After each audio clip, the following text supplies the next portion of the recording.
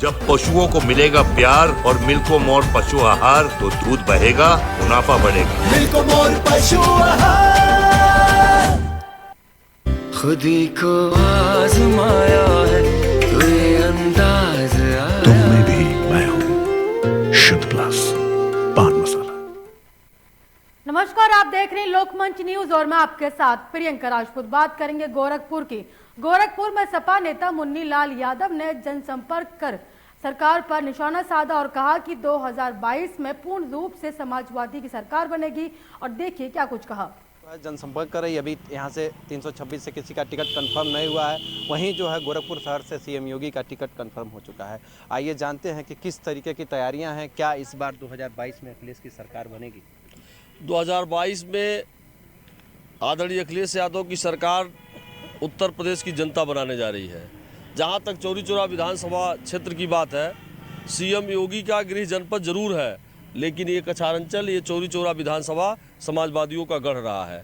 यहाँ पर लगातार कई वर्षों तक 5 वर्षों तक 5 बार रही विधायक हमारी नेता रही श्रीमती शारदा देवी का ये क्षेत्र है। हम लोग उनके पदचिन्हों पर चढ़ने वाले लोग हैं। आज चौरी चौरा का कोना कोना, चप्पा चप्पा, हर गांव का नौजवान, व्यापारी, किसान, बुजुर्ग, महिलाएं आज सिर्फ उत्तर प्रदेश के मुख्यमंत्री के रूप में अखिलेश यादव को देखना चाहती है और चौरी चौरा से इस बार विधायक बनाने के मूड में है, क्योंकि ये समाजवादियों का गढ़ रहा है। तो हम लोग इस तैयारी के साथ है कि समाजवादी पार्टी की सरकार में चौरी चौरा की सहभागिता हमेशा रही है, इस बार अवश्य रहेगी। जैसे किस तरह की तैयारियां हैं, जैसे इस बार जो है ये सीएम योगी का गृह जनपद पे, यहाँ पे सीएम योगी ने काफ़ी कार्य भी किए हैं और आपको काफ़ी युद्ध स्तर पे लड़ाई भी लड़ने में। हम आपको बता दें, आप मीडिया के साथी हैं, गृह जनपद जरूर है जोगी जी का, लेकिन चौरी चौरा उस विकास से अछूता साबित हुआ है। अभी ये देवरिया मार्ग है, 4 लेन, हमारे राष्ट्रीय अध्यक्ष आदरणीय अखिलेश यादव जी ने ये 4 लेन दिया था, लेकिन 5 वर्ष बीत गया, अभी 4 लेन का काम नहीं पूरा हुआ। जहाँ तक कछारंचल की बात है, कछारंचल में यही सीएम योगी आए थे बरही इंटर कॉलेज में, उन्होंने कहा था कि ये जो कछार की विभीषिका 2017 में ग्रामीण अंचल झेल रहे हैं, इस विभीषिका को दोबारा नहीं झेलेंगे। लेकिन इन बंधों पर एक खांची मट्टी नहीं पड़ी, इनकी सरकार भी चली गई, लेकिन यहाँ पर कोई विकास नहीं हुआ। चौरी चौरा में मैं दावे के साथ कहता हूँ, जो भी विकास है, ये रोड जो है ना, ये हमारी सरकार की रोड है। और जब आदरणीय नेताजी मुख्यमंत्री हुए थे 2005 के समय, तो श्रीमती शारदा देवी विधायक थी।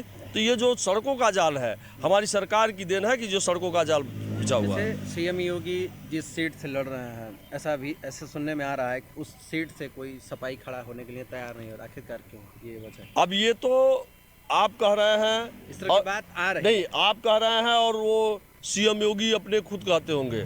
सीएम योगी को चुनौती देने के लिए हमारा बूथ का कार्यकर्ता तैयार है। प्रत्याशी नहीं देखेंगे, दावेदार स्वतः है, वो राष्ट्रीय अध्यक्ष जी का फैसला है। हमको प्रत्याशी बनाएंगे, किसको प्रत्याशी बनाएंगे, ये उनका विषय है। लेकिन मैं राष्ट्रीय अध्यक्ष जी को मानने वाला हूँ, राष्ट्रीय अध्यक्ष जी के फैसले का सम्मान करूंगा और साइकिल वाले निशान पर बटन दबा करके 2022 में अखिलेश यादव जी की सरकार बनाएंगे। हमारे हाथ कुछ और जी, किस तरह की तैयारियां हैं, आप लोग जो है जनसंपर्क कर रहे हैं? हम लोग दरवाजे जाकर और राष्ट्रीय अध्यक्ष अखिलेश यादव के लिए वोट मांग रहे हैं और उनको मुख्यमंत्री बनाने के लिए हम लोग तत्पर तैयार हैं और रातों दिन एक करके मेहनत कर रहे हैं, पूरे क्षेत्र में लगे हुए हैं। हम लोग की तैयारी है, नौजवान, बेरोजगार, युवा, सभी वर्ग के लोग राष्ट्रीय अध्यक्ष अखिलेश यादव को सीएम बनाने के लिए एकदम जी जान लगा दिए हैं। हम आदरणीय मुन्नी लाल एडवोकेट के नेतृत्व में लगातार 10 वर्षों से आप यूथ हैं, क्या कहेंगे आप इस बार सरकार को लेकर? हम लोग जिसी को भी टिकट मिलेगा, हम लोग साथ में हैं। और यहाँ पर एक विधायक हमारे उत्तर प्रदेश के लखनऊ जा रहे हैं। जी, आप यूथ हैं, क्या कहेंगे? मैं ये कहना चाहता हूँ, समाजवादी पार्टी के हमारे माननीय राष्ट्रीय अध्यक्ष जी हैं अखिलेश यादव जी, उसको टिकट देंगे। हमारा 85 साइकिल है, हमारा 85 अखिलेश यादव है। मैं कदम मिला तो साथ चलने चाह रहा हूँ। क्या कहेंगे आप?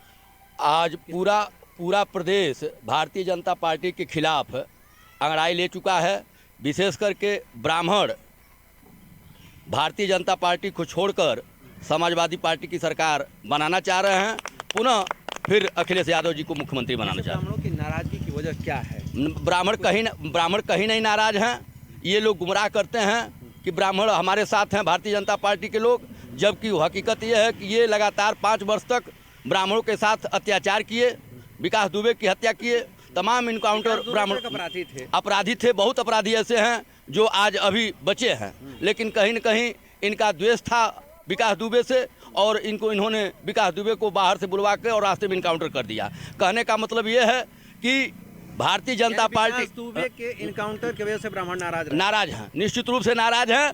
और तमाम ऐसी ब्राह्मणों का उत्पीड़न हुआ है जिससे ब्राह्मण वर्ग भारतीय जनता पार्टी से नाराज है, और आने वाले 2022 में निश्चित रूप से समाजवादी पार्टी की सरकार बनाएंगे। नौजवान श्रीप्रकाश शुक्ला की भी हत्या हुई थी, उस समय ब्राह्मण नहीं नाराज हुआ था। श्रीप्रकाश शुक्ला की हत्या हुई थी इनकाउंटर के द्वारा? नहीं, उस समय ब्राह्मण नाराज नहीं हुआ था।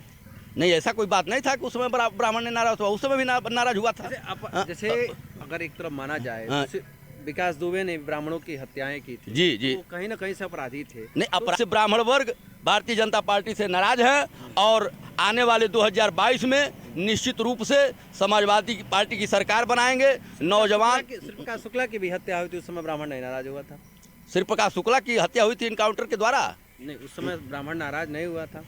नहीं, ऐसा कोई बात नहीं था कि उस समय ब्राह्मण ने नाराज हुआ, उस समय भी नाराज हुआ था। जैसे अगर एक तरफ माना जाए विकास दुबे ने ब्राह्मणों की हत्याएं की थी, जी तो कहीं ना कहीं से अपराधी थे। नहीं, अपराधी बहुत ऐसे धनंजय सिंह अपराधी नहीं हैं, धनंजय सिंह तो भी अपराधी हैं। क्यों नहीं उनका इनकाउंटर हो रहा है?